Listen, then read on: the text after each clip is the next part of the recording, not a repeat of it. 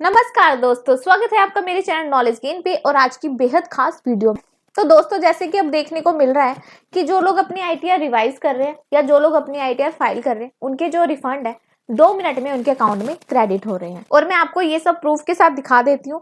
कल ही हमने एक आईटीआर फाइल की थी और फाइलिंग करने के सिर्फ 2 मिनट के अंदर जो रिफंड है उनके अकाउंट में आ गया। तो पूरा डिटेल में इस वीडियो में डिस्कस करेंगे और जून और जुलाई में जिनके आईटीआर पेंडिंग है ना, उनको भी मैसेज आ रहे हैं, उसके बारे में भी बात करेंगे। और साथ में एक चीज मैं क्लियर करना चाहती हूँ, लोगों को कंफ्यूजन हो रहा है कि ये जो मैसेज आ रहे हैं वो नोटिस तो नहीं है। तो मैं आपको बता दूं, ये नोटिस नहीं है, ये सिर्फ एक ई कैंपेन लॉन्च किया गया है। और साथ में हम डाटा भी कंपैरिजन करेंगे कि कल के मुकाबले में आज जो आईटीआर है कितनी प्रोसेस्ड हुई है। ठीक है, तो सबसे पहले आपने यहाँ पे सर्विसेज के अंदर नो योर रिफंड स्टेटस पे जाना है। तो यहाँ पे आपने असेसमेंट ईयर सेलेक्ट करना है 25-26, नीचे की तरफ स्क्रॉल करना है और यहाँ पे सबमिट कर देना है। तो यहाँ पर आप देखोगे कि 24 दिसंबर को जो इनका टीडीएस का रिफंड था इनके बैंक अकाउंट में आ गया है। ठीक है, तो पूरा मामला हम यहाँ पे देख लेते हैं। उसके लिए आपने ई फाइल पे जाना है, इनकम टैक्स रिटर्न पे जाना है और व्यू फाइल रिटर्न पे यहाँ पे क्लिक करना है। तो यहाँ पर आप देखोगे कि हमने जो आईटीआर फाइल की थी 24 दिसंबर को की थी और उसी टाइम इनका ई वेरीफाइड हो गया और इनका रिफंड भी यहाँ पे प्रोसेस हो गया 24 दिसंबर को। तो यहाँ एक्नॉलेजमेंट में देख लेते हैं, जो आईटीआर फाइल की गई थी ना वो 24 दिसंबर को की गई थी 3:39 पे। तो इस डेट को, इस टाइम पे आईटीआर जो थी वो फाइल हुई थी। सेम डे को मतलब 24 दिसंबर को जो आईटीआर थी वो प्रोसेस्ड हो गई थी और इनका जो रिफंड था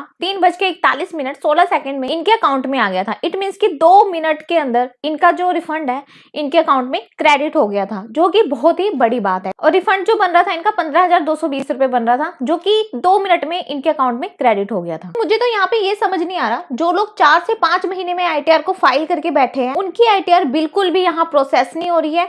और इस आईटीआर को अगर देखें तो समझ नहीं आ रहा कि जो डिपार्टमेंट है वो कैसे यहाँ पे काम कर रहा है। और 15,220 जो इनका रिफंड था सिर्फ 2 मिनट के अंदर इनके अकाउंट में क्रेडिट हो गया। यहाँ पर हम इनकम टैक्स पोर्टल पर लॉगिन हो चुके हैं। सबसे पहले आपने यहाँ पेंडिंग एक्शन पे जाना है, देन आपने रिस्पॉन्स टू आउटस्टैंडिंग डिमांड पे क्लिक करना है। तो जैसे ही आप यहाँ पे क्लिक करोगे तो यहाँ पर हमें चेक करना है कि हमें सेक्शन 245 का नोटिस तो नहीं आया है, कोई पिछली डिमांड तो हमारे पास नहीं आई। तो अगर यहाँ पर आपको ऐसा कुछ नहीं मिलता तो आपने पेंडिंग एक्शन पे जाकर ई प्रोसीडिंग वाले ऑप्शन को क्लिक करना है। ई प्रोसीडिंग पर क्लिक करने के बाद हमने यहाँ पर चेक कर लेना है कि हमारे पास कोई डिफेक्टिव रिटर्न का नोटिस तो नहीं आया है, क्योंकि जब हम आईटीआर गलत फाइल कर देते हैं या फिर आईटीआर फॉर्म का गलत सिलेक्शन कर लेते हैं तो हमारे पास डिफेक्टिव रिटर्न का जो नोटिस है वो आ जाता है। तो ये सारी चीजें हमें यहाँ पे चेक कर लेनी है कि हमारे पास कोई नोटिस वगैरह तो नहीं आया है। तो यहाँ पर आप देखोगे कि मेरे केस में यहाँ पर किसी भी तरह का नोटिस नहीं है, तो आपको यहाँ पर भी कोई प्रॉब्लम नहीं दिखती है। तो उसके बाद आपने यहाँ पर ग्रीवेंसेस वाले ऑप्शन पे जाना है, देन सबमिट ग्रीवेंस पे क्लिक करना है। तो यहाँ पर आपको रेलेवेंट डिपार्टमेंट सिलेक्ट करना है, जो कि हम सीपीसी आईटीआर को सिलेक्ट करेंगे। देन उसके बाद यहाँ पर आपने कैटेगरी सिलेक्ट करनी है। कैटेगरी में आपने प्रोसेसिंग वाले ऑप्शन को सिलेक्ट करना है कि मेरी प्रोसेसिंग नहीं हो पा रही है। और अगर मान लीजिए आपकी प्रोसेसिंग हो गई है और रिफंड नहीं आया तो यहाँ पर आपने रिफंड वाली कैटेगरी को सिलेक्ट करना है। तो अभी हम यहाँ पर प्रोसेसिंग को सिलेक्ट करेंगे। उसके बाद आपने सब कैटेगरी में अदर प्रोसेसिंग वाले ऑप्शन को डाल देना है। देन आपने कंटिन्यू कर देना है। कंटिन्यू करने के बाद जो भी असेसमेंट ईयर है उसको सिलेक्ट करना है। जैसे कि असेसमेंट ईयर 25-26 है, उसको आपने सिंपली सिलेक्ट कर लेना है। देन यहाँ पे आपने ग्रीवेंस की डिस्क्रिप्शन डालनी है। तो यहाँ पर देखो, आपको ना 2 लाइनों का डिस्क्रिप्शन देना है कि हमारी आईटीआर प्रोसेस नहीं हो पा रही है, और यहाँ पर आपने डेट दे देनी है कि कौन सी डेट को आपने जो है वो आईटीआर फाइल किया था और उसका एक्नॉलेजमेंट नंबर वगैरह, ये सारी डिटेल्स आपने यहाँ पर दे देनी है। और यहाँ पर आपको एक चीज याद रखनी है, सिर्फ 2 लाइन की डिटेल्स डालनी है, ज्यादा लंबा चौड़ी डिटेल्स यहाँ पे नहीं डालनी है। आपको यहाँ पर लेटर नहीं लिखनी है। देन उसके बाद नीचे की तरफ स्क्रॉल करोगे तो यहाँ पर आपको कुछ अटैचमेंट अपलोड करने के लिए बोला गया है, जो कि आपको नहीं करनी है। कोई भी अटैचमेंट आपको यहाँ पर अपलोड करने की जरूरत नहीं है। देन उसके बाद ये सब चीजें करने के बाद आपने सबमिट ग्रीवेंस कर देना है। सो गाइस, ग्रीवेंस सबमिट होने के 1-2 दिन के अंदर आपके पास रिप्लाई भी आ जाता है कि क्या प्रॉब्लम है, किस रीजन की वजह से आपकी आईटीआर प्रोसेसिंग नहीं हो पा रही है। और अगर प्रोसेसिंग हो गई है तो आपको उसी तरह से मैसेज आ जाएगा। और अगर आईटीआर में कोई दिक्कत है, कोई प्रॉब्लम है, कोई चीज आपने गलत दिखा दी तो वो भी आपको यहाँ पर बता देगा कि आपकी आईटीआर में मिस्टेक्स हैं और आप अपनी आईटीआर को रिवर्स करिए। तो इस तरह से अगर आपकी आईटीआर प्रोसेसिंग नहीं हो पा रही या फिर रिफंड नहीं आ पा रहा है तो अपने पोर्टल पर जाकर ये सारी चीजें आप चेकआउट कर सकते हैं। और अगर इसके बाद भी आपको कोई दिक्कत नहीं दिखती है तो आप यहाँ पर ग्रीवेंस फाइल करके भी डिपार्टमेंट से पूछ सकते हैं। गाइज, आई होप आपको पूरा प्रोसेस पता चल गया होगा कि आप कैसे अपना प्रोसेसिंग और रिफंड का यहाँ पर चेकआउट कर सकते हैं।